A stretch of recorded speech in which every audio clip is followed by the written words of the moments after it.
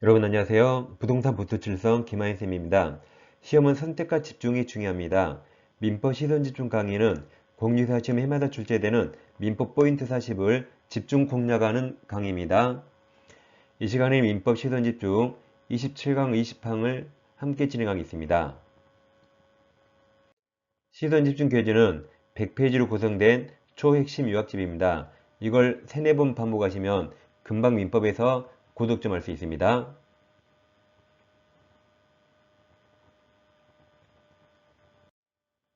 이 시간에는 포인트 27번, 28번 함께 진행하겠습니다.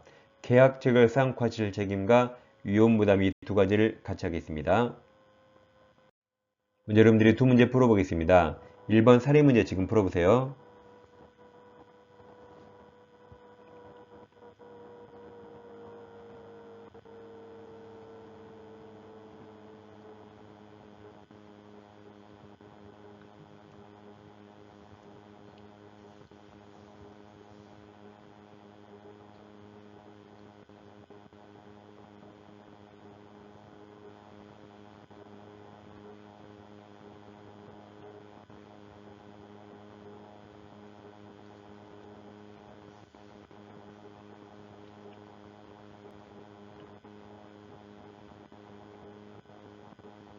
정답 정하셨나요? 자, 2번 넘어가겠습니다. 2번도 지금 풀어보세요.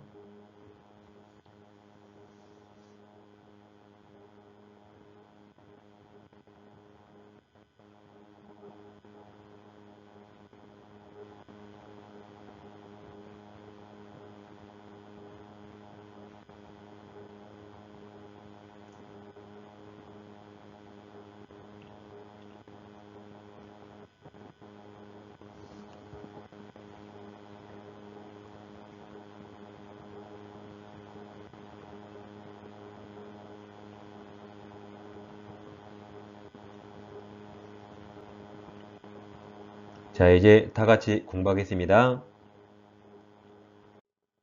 이 시간에는 불능을 공부하겠습니다. 예를 들어서 갑에게 제주도 별장이 있어요. 이 별장을 을과 매매계약 체결합니다. 매도인은 소유권 이전할 의무가 있고 매수인은 매매대금 지급, 대금 지급할 의무가 있습니다. 근데 만약에 별장이 없어집니다. 그럼 이 별장은 지구상에 딱 하나라 갑의 소유권 이전 의무가 불가능에 빠집니다. 이처럼 불능은 원시적 불능과 후발적 불능을 나눌 수 있죠. 원시적 불능 무효고 후발적 불능은 유효가 되죠. 우리가 지금부터 을이 되는 겁니다. 갑은 죽어도 별장 넘길 수 없죠. 그래서 갑의 의무는 불가능에 빠지니까 이제부터 을이 되는 겁니다. 우리가 을이라면 매매대금 줘야 될까요? 안 줘도 될까요? 왜 안 줍니까? 자, 별장이 없어지는데 우리가 이제 을의 매수인 나에게 잘못 없다면 돈 줄 필요 없겠지만 만약에 내가 별장을 불태웠다면 돈 줘야겠죠. 그래서 우리가 지금부터 매수인 을이 되는 겁니다. 그 원시적 불능 무효일 때 먼저 535조인 계약 체결상 과실 책임이 문제가 됩니다. 그럼 이 535조가 적용되려면 계약은 유효입니까? 무효입니까? 왼쪽에 파란색 무효라고 써있죠. 여러가지 무효 중에 하필 원시적 불능 무효일 때만 이 535조가 적용됩니다. 다른 사유 무효라면 535조 적용되지 않습니다. 다음 계약은 체결, 성립됐어야 돼요. 성립됐어야 됩니다. 그걸 성립했으니까 무효가 나오는 거죠. 그 다음 매도인에게 과실이 있어야 되고 책임은 이제 실내이익, 실내손해인데 이 실내를 보려면 매수인이 상대방은 선임 무과실해야 됩니다. 여기서 시험에 나올 만한 게 원시적 불능 무효일 때 적용되고 매수인 상대방은 무과실 요한다. 이 두 가지를 잘 기억하세요. 다음 후발주 불능입니다. 후발주 불능 유효인데 불능으로 되는데 채무자에게 귀책 사유 있는가 보는 겁니다. 그럼 채무자를 잘 정해야 되는데 위쪽 그림에서 자, 돈 줄 채무는 불능이 나올 수 없죠. 네, 별장이 없어지면 별장 넘길 채무가 불가능이 나오기 때문에 여기서는 매도인 갑을 채무자랍니다. 매도인이 채무자예요. 그럼 매수인이 자동으로 채권자가 됩니다. 그럼 후발주 불능은 기준이 매도인 채무자예요. 채무자에게 귀책이 있는가 없는 겁니다. 있다면 이행불능이 되고 우리가 을이라면 계약 해지하고 손해배상 청구하면 됩니다. 근데 매도인에게 고의가실이 없어요. 이때는 이혼부담 해결하고 우리가 을이라면 일단 갑 귀책 사유 없죠. 나도 잘못 없다면 돈 줄 의무를 면합니다. 근데 지금 매도인 갑 잘못 없잖아요. 근데 나에게 잘못이 있다면 을은 돈 줄 의무를 이행합니다. 이처럼 이행불능과 이혼부담은 완전히 달라요. 자, 이행불능일 때 해제와 손해배상 청구가 나오죠. 이 해제나 손해배상은 채무자의 매도인에게 귀책사유이 있을 때만 나오고 없을 때는 이혼부담이라 그런 건 전혀 나오지 않습니다. 따라서 토지를 매매했는데 토지가 수용당합니다. 수용당하면 채무자 매도인 귀책이 없으니까 이건 이혼부담이죠. 이때는 해제라든가 손해배상이 나올 수가 없습니다. 이렇게 항상 후발주 불능은 기준이 매도인 채무자입니다. 먼저 포인트 27번 계약체결상 과실책임 먼저 보겠습니다. 자, 원시효불능, 불능은 전부 불능 말하죠. 가백의 제주도 별장이 있는데 을과 매매계약 체결합니다. 6월 1일 날 했어요. 사실 별장은 며칠 전에 없어졌습니다.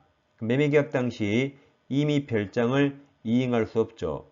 이게 원시효불능이고 원시효불능 무효입니다. 계약은 성립했습니까? 안 했습니까? 성립했죠. 성립도 안 했다면 무효 취소가 나올 수 없습니다. 그리고 우리는 당연히 성립한 이후만 공부합니다. 별장이 그저께 없어져서 매매가 무효인데 매매한 날 6월 1일 갑은 별장이 없어진 걸 알고 나왔을까요? 갑이 아주 뻔뻔하면 알고 매매하러 나왔을 수 있죠. 근데 보통 갑도 몰랐겠죠. 근데 몰랐더라도 매매하러 나올 때 내 물건이 온전히 살아있는가 알아는 봤어야 돼요. 별장이 그저께 없어진 거 몰랐더라도 적어도 알아보지 못한 과실은 있습니다. 갑은 분명히 둘 중에 하나예요. 다물은 내 영역이 아니죠. 별장이 그저께 없어진 걸 전혀 몰랐으니까 매매하러 났겠죠. 그래서 을을 선의 무과실로 가정합니다. 그럼 이 계약은 사실 무효인데 을은 그 사실을 전혀 모르고 계약을 유효라고 신뢰하고 있는 겁니다. 그래서 신뢰하고 집에 오는 길에 대출받고 저 별장에 딱 맞는 특수 커튼을 제작했어요. 근데 사실 계약은 그 전에 없어져 무효가 되죠? 그럼 을은 이 계약이 사실 무효인데 그걸 전혀 모르고 괜히 쓸데없이 돈 들였습니다. 이게 실례이익, 실례손해고 그걸 가백에 청구할 수 있습니다. 즉 대출금은 갚으면 되지만 중도 상환 수수료가 나와요. 커튼은 이제 필요 없이 찢어버려야겠죠. 이런 실례손해를 가백에 청구할 수 있고 갑은 알았거나 과실이 있으니까 을에게 책임져야 됩니다. 단 이제 이행이익을 초과하지 않는 거죠. 이게 535조 제목이 계약체결상 과실이란 말 그대로 계약 체결할 때 과실이 있는 갑이 무과실 을에게 책임을 묻는 겁니다. 그럼 이랑 목적이 불능한 계약을 체결할 때 즉 이미 별장을 넘길 수 없었죠. 그 다음 그 불능을 알았거나 알 수 있었을 자 매도인은 상대방 매수인이 다음 그 계약의 유효를 믿었음으로 인하여 받은 손해 이게 실례이익, 실례손해를 배상해야 된다. 그러나 그 배상액은 그 다음 계약이 유효함으로 인하여 생길 이익액, 이행이익을 초과하지 못합니다. 이 항이 상할수예요. 전환규정은 상대방이 매수인, 상대방이 그 불능을 알았거나 알 수 있었을 경우에 이랑 책임 적용하지 아니한다. 그럼 상할수 반대가 상선무죠.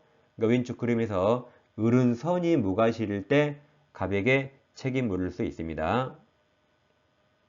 그래서 갑과 을은 상태가 달라야 돼요. 매도인 갑은 악이나 과실이 있고 매수인 을은 무과실이어야 돼요. 그래야 무과실인 을이 과실 있는 갑에게 책임 묻는 겁니다. 둘 다 과실이 있다면 535조 책임 없고 둘 다 무과실이어도 535 책임 없습니다. 한 명은 과실, 한 명은 무과실해야 돼요. 서로 상태가 달라야 됩니다. 그 다음에 이제 법조문 밑에 교재 1번이 있어요. 이게 이제 수량 지정 매매인데 전부 불능이 아니라 일부 불능 이용입니다. 즉 매매계약에서 실제 면적이 180평인데 200평을 계약했습니다. 그러니까 실제 면적이 계약 면적이 20평 미달합니다. 그럼 이 계약은 유효일까요? 무효일까요? 유효입니다. 우리 같으면 가서 20평 가격을 깎으면 돼요. 유효라 대금 감액 청구 20평 깎으면 되는 겁니다. 이건 유효입니다. 그럼 이 두 가지는 무효일 때 나와요. 부당이득 반환 청구할 수 없고 계약 절상 과실책임 물을 수 없습니다. 왜냐하면 이거 두 가지는 무효일 때 나오거든요. 근데 이 계약은 유효라 이 두 가지 나올 수 없습니다. 유효, 무효 전혀 달라요.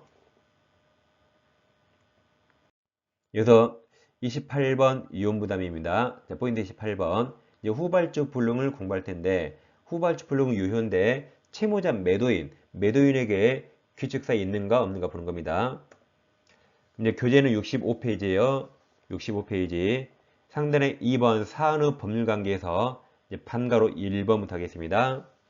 갑별정을 일가 매매했습니다. 6월 1일 날. 네, 우리에게 이행하기 전에 별장이 후발적 소실됐어요. 6월 5일 날 소실되면 후발적 불능 계약 유효죠. 왜 소실됐는가? 채무자 갑, 매도인 갑에게 규칙사에 있어요. 그럼 이게 이행불능이라 을은 이행불능이라 최고 없이 해지하고 손해배상을 청구하면 되겠죠. 이렇게 보상받을 수 있습니다. 판가로 2번 갑별정을 일가 매매계약책이라고 이행하기 전에 별장이 후발적 소실됐는데 태풍 낙뢰 등 매도인 갑, 채무자 갑, 규칙사유 없이 별장이 없어졌습니다. 그럼 후발적 불능인데 위험부담이죠. 항상 우리가 을이 되라 해서요. 그럼 태풍은 없어진 건 을 매수인 잘못 없죠. 그러니까 을은 돈 줘야 안 줘요? 잘못 없어서 돈 줄 필요 없습니다. 그래서 갑은 돈 달라고 이행 청구할 수 없습니다. 만약에 갑이 이전에 계약금이나 중도금 받았다면 반환해야 됩니까? 해야 되죠. 태풍은 을은 잘못 없으니까 을은 돈 10원도 줄 필요 없어요. 계약금 중도금 줬다면 그대로 받아야겠죠. 그러면 이게 채무자 위험부담입니다. 그러니까 을은 아무런 손해가 없죠. 갑 혼자 독박 썼죠. 갑은 별장 없어지지만 돈 10원 못 받으니까 갑 혼자 독박 썼습니다. 갑이 채무자라 채무자가 독박 썼죠. 독박이 고도로 용어라 이걸 위험부담한다고 표현해요. 위험부담. 여러분도 고도로 칠 때 독박하지 말고 위험부담 하세요. 이게 537조 채무자 위험부담 보겠습니다. 쌍무계약 당사자 일방 채무, 갑채무가 당사 쌍방 책임 없는 사유, 아까 태풍 등으로 이행을 소개된 때 채무자 갑은 상대방이 을에게 이행 청구하지 못합니다. 판가로 3번 이제 갑에게 토지가 있는데 토지를 을과 매매계약 체결하고 을에게 이행하기 전에 토지가 국가에 수용당합니다. 그럼 후발적 불능이죠. 자, 그럼 일단 수용당한 건 매도인 갑 고의가실이 없습니다. 항상 우리가 을이 되라 해서요. 그럼 을도 잘못 없죠. 그럼 을은 매매대금 줄 필요 있나요? 없습니다. 그래서 갑은 을에게 돈 달라고 이행 청구할 수 없고 을은 돈 줄 필요 없으니까 계약금 중도금 줬다면 갑으로부터 그대로 받아옵니다. 그 위쪽 판가로 2번하고 똑같네요. 태풍도 갑을 쌍방 책임 없고 3번에 수용당한 것도 갑을 쌍방 책임 없습니다. 그래서 이제 3번에서 을은 돈 줄 필요 없죠? 을은 돈 줄 반대급부 의무 없습니다. 근데 여기서 법에도 없는 권리를 판례가 을에게 인정합니다. 자, 을은 매매대금 지급하고 토지 대신 생긴 대상물, 수용보상금, 그 토지 대신 생긴 대상물을 달라고 청구할 수 있습니다. 그럼 대상 청구하려면 을은 줄 건 줘야 되죠. 그래서 매매대금 지급하고 토지 대신 생긴 그 대상물 달라고 청구할 수 있습니다. 이 청구할 수 있을 뿐 수용보상금 청구권이 자동 을에게 계속되는 건 아닙니다. 그래서 을은 대상 청구하든 아니면 그냥 집에 가든 을이 선택할 수 있습니다. 그래서 을은 반대급부 이행하고 즉 매매대금 주고 대상물 달라고 청구할 수 있습니다. 그 다음 수용당한 건 채무자 갑 규칙사유 없으니까 해제라든가 손해배상 즉 전보배상 청구 나올 수 없습니다. 전보배상 청구가 이행이익을 청구하는 손해배상 청구라고 같은 의미로 보시면 되겠습니다. 단판가로 4번 갑별정을 을과 매매기 체결했는데 을에게 이행하기 전에 별정이 후발적 소실됐습니다. 근데 을의 규칙 사이로 없어져서요. 그럼 후발적 불능인데 채무자 갑 고의가실이 없어서 유효무담이에요. 그럼 항상 우리가 을이라면 돈 줘야 돼요, 안 줘도 돼요? 을 내 잘못으로 집이 없어졌으니까 돈 줘야 됩니다. 그래서 을은 갑은 돈 달라고 이행 청구할 수 있습니다. 단 갑은 돈을 다 받게 되는데 별장을 안 넘기니까 양도세 같은 걸 안 내게 되는 이득이 있어요. 그런 이득은 을 불쌍하죠? 을에게 상환, 반환합니다. 그럼 여기서는 갑은 아무런 손해가 없죠. 갑은 돈 다 받아서 손해 없습니다. 근데 을은 돈을 다 줘야 되지만 별장을 못 받아오니까 이제 채권자 을이 독박 써서 이걸 채권자 위험부담이랍니다. 그럼 지금 본 사례가 538조 1항의 파란색 글씨, 파란색의 전문 1문. 그럼 1항 쌍무계약 당사자 일방 채무가 채권자 을의 책임 있는 사이로 이행을 하게 된 때, 그럼 책임자겠죠? 채무자 갑은 상대방 을에게 돈 달라고 이행 청구할 수 있다. 다음 2항에서 전환 경우에 채무자 갑은 자기 채무를 면함으로써 이익을 얻은 때 양도세 같은 거 안 내게 됐죠? 이를 채권자에게 상환합니다. 근데 계약 부분 다 임의규정이라 달리 약정할 수는 있습니다. 그래서 이게 채권자 위험부담이에요. 단판가로 5번 다시 갑별정을 일과 매매계약 체결하고 이행기를 정했습니다. 이날 갑은 소유권 이전하고 을은 돈을 다 주기로 해서 이행기가 되니까 갑이 을에게 등기소리를 교부했습니다. 그럼 을은 돈 주고 등기소리 받으면 끝나는데 채권자 을이 돈을 준비 못했습니다. 그럼 갑은 등기를 넘길까요? 등기를 가지고 집으로 돌아갈까요? 그냥 집으로 돌아갔죠. 돌아갔는데 이후 을이 지체한 거죠? 을이 지체한 겁니다. 그 후 별정이 없어집니다. 그래서 을이 채권자 지체 중에 별정이 없어진 거예요. 왜 그런 거 봤더니 갑을 쌍방 책임 없이 태풍, 낙뢰 등으로 별정이 없어집니다. 갑집이 날아갔죠. 갑은 열받습니다. 이행기 때 갑은 약속을 지켰는데 을이 돈을 안 가져와서 채권자 을이 지체하는 바람에 소유권 못 넘기니까 지금 갑별장이 날아갔거든요. 갑은 열받죠? 돈 달라고 이행 청구할 수 있습니다. 최초 잘못을 의뢰했어요. 그리고 여기도 돈을 다 받지만 별장 소유권 넘기지 않으니까 양도세 같은 거 안 내게 돼서 을에게 이건 상환해야 됩니다. 그래서 이것도 을이 독박 써서 마찬가지 채권자 위험부담입니다. 그럼 538조 1항에 이제 파란색 글씨가 제 두 번째 문장 2문. 채권자가 을이죠. 파란색 글씨. 채권자 수령 지체 중에 그럼 을이 잘못했죠? 그럼 책임져야 돼요.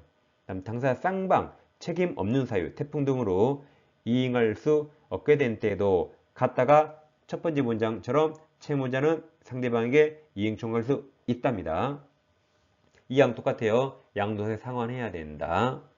그래서 이 불능이 나오면 항상 갑은 더 이상 소유권 넘길 수 없으니까 우리가 매수인 입장에서 내가 어떻게 할까? 돈을 줄 것인가 말 것인가? 나에게 잘못이 있다면 돈 줘야 되고 잘못 없으면 돈 안 주는 거죠. 자, 문제 보겠습니다. 1번 가장 전형적인 사례입니다. 갑은 자기 소유 주택을 을에게 매도하는 계약을 체결했는데 먼저 매매 체결이겠죠? 그 주택 점유와 등기가 을에게 이전되기는 멸실했다. 후발주 불능이죠? 틀린 겁니다. 1번 주택이 태풍으로 매출된 경우 그럼 을 잘못 없죠? 매수인 을 잘못 없으니까 그 뒤에 갑은 을에게 대금 지급 청구할 수 없습니다. 이번 주택이 태풍으로 매출된 경우 그럼 을을 잘못 없죠? 그럼 갑은 이미 받은 계약금 반환해야 되죠? 을은 돈 10원을 줄 필요 없습니다. 정답 2번입니다. 3번은 갑과실이네요. 채무자 갑과실로 주택이 전소되면 을은 계약 해지하고 손해배상 청구할 수 있습니다. 4번은 을과실, 그럼 돈 줘야 돼요. 을 돈 줘야 돼요. 을과실로 주택이 전소되면 갑은 을에게 대금 지급 청구할 수 있습니다. 5번 갑이 이행기에 이전 등기에 필요한 서류를 제공하면서 주택의 인수 받아가라고 최고했으나 을이 이를 거절하던 중 을이 잘못했죠. 이게 을이 잘못했으니까 돈 줘야 돼요. 다음 태풍으로 매실되면 가분을에게 대금 지급 청구할 수 있습니다. 정답은 2번입니다. 예, 사례가 아니네요. 2번 쌍무계약상 위험부담 설명 틀린 겁니다. 계약법은 다 임의규정이죠. 1번 계약 당사자는 위험부담에 관해서 민법 규정과 달리 정할 수 있습니다. 2번 채무자 책임 있네요. 책임 있는 사이로 후발적 불능이 발생하면 위험부담이 아니죠. 이건 이행불능이죠. 위험부담이란 채무자에게 책임 없는 사유일 때 발생합니다. 정답 2번입니다. 매매 목적물이 이행 기전에 강제 수용된 경우 매수인이 대상 청구권 행사하면 그럼 줄 건 줘야 되죠. 그래서 매도인은 매매대금 지급 청구할 수 있습니다. 그래서 매수인은 줄 건 주고 대상 청구하는 거죠. 4번 채권자 수령 지체 중 그럼 책임져야 돼요. 매수인 책임져야 돼요. 당사자 모두에게 책임 없는 사유, 태풍 등으로 불능이 되면 채무자는 상대방이 채권자죠? 채권자 책임져야 되니까 이행 청구할 수 있습니다.